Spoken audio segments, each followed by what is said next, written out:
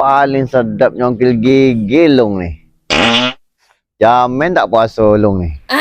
Memang iyo long ni. Tak puasa long ni Jangan salah Su. Ini daging biawak masih tersangkut lagi dari malam tadi. Penat long menyongkel tak dapat.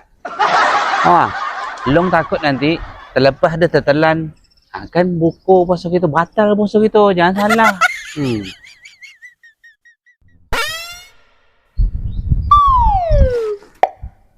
Kan? Su, tertelan Su. Daging tadi. Batal lah puasa macam gitu. Makanlah kita Su. Batal lah Su. Kan akal dia laku